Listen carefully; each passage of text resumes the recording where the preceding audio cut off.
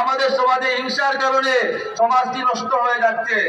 অনেক মানুষ আছেন হাসদ করতেছে, জিজ্ঞাসা মানুষ। যদি আপনি হাসিদ হয়ে যান, আরেক মানুষের ভালো দেখতে না পান, আপনার আমলের সমস্ত নেকি বরবাদ হয়ে যাবে। কিন্তু আমাদের ভিতরে হিংসার কোনো অভাব নেই, আমাদের ভিতরে তকব্বুরির অভাব নেই। আজকে বিভিন্ন বড় বড় রাষ্ট্রপ্রধানরা মার খাচ্ছে, তাদের উপরে পিটুনি পড়তেছে। আর আপনার এই লিবিয়ার গাদ্দাফিকে টেনে নামানো হয়েছে কি জন্য?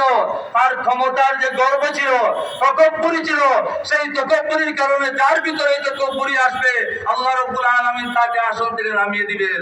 আমি গত ঈদের জমাতে এই কথাগুলো বলেছিলাম, মন্ত্রী মিনিস্টারের কথা বলেছিলাম, এমপি সাহেবদের কথা বলেছিলাম। যে দেশে এই অবস্থা হয়, সেই দেশ থেকে সেই দেশের ক্ষমতাবান ব্যক্তিরা বেশি দিন থাকতে পারে না। তাদেরকে বুঝতে হবে তকব্বুরির মালিক একমাত্র আল্লাহ। তকব্বুরের মালিককে আল্লাহ। দিয়ে বলুন, তকব্বুরের মালিককে আল্লাহ। একমাত্র আল্লাহই গর্ব করতে পারেন, আল্লাহই ক্ষমতা দেখাতে পারেন, আর কোন মানুষ ক্ষমতা দেখার কোনো অধিকার নেই। তকব্বুরি আছে, হিংসা আছে, পরনিন্দা আছে, বিভদ আছে।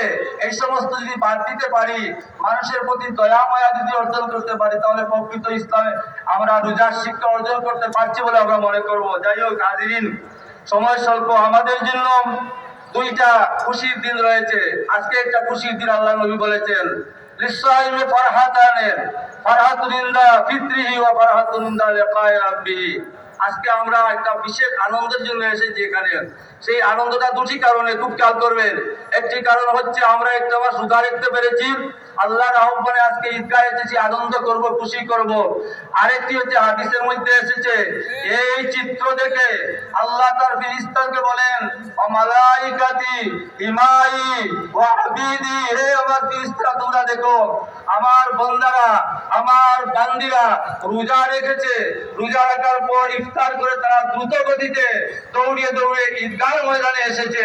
তোমরা বলো যে মানুষ তার মনিবের সমস্ত কাজ পরিপূর্ণভাবে আদায় করে তাকে কি দেওয়া যায়? ফেরেশতারা বললে আল্লাহ রাব্বুল আলামিন তাদেরকে পরিপূর্ণ প্রতিদান দিয়ে, তাদের পাওনা দিয়ে বিদায় করতে হবে।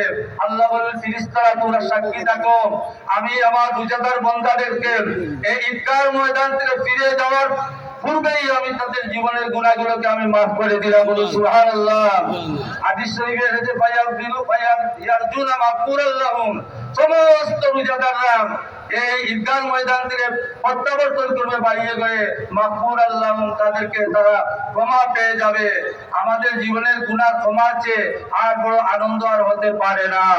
আপনাদেরকে আমি প্রশ্ন করি, আল্লাহর পক্ষ থেকে এই খোলা ময়দানে যারা আমরা এসেছি, তাদের জন্য আল্লাহর পক্ষ থেকে আজকে মাফির ঘোষণা আসবে, এটা কি আমরা আশা করতে পারি কি পারি না? একটু হাত থেকে বলুন, আমরা চাই কি চাই না?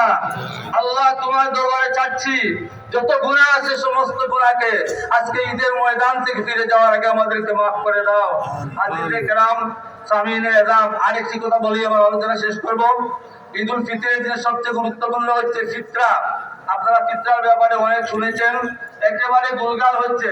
ফিতরা ওয়াজিব হয় আজকে ঈদুল ফিতরের দিন সুবে সাদিকের সময়। সুবে সাদিকের আগে যদি কোনো সন্তান জন্মগ্রহণ করে তার উপর ফিতরা দিতে হবে। যদি কোনো মুসলমান হয় তাকেও ফিতরা দিতে হবে। সুবে সাদিকের পরে যদি জন্মগ্রহণ করে তাকেও মুসলমান হয়, তার ফিতরা দেওয়া লাগবে না। ফিতরা কি? যে যিনি ফিতরা দিবেন তিনি মালিকের নেশাবের মালিক হতে হবে। আর মালিকের নেশাবের মালিক যদি হন, একটা বছর অতিবাহিত হয়ে যাওয়ার পরে আপনাকে যাকাত দিতে হবে।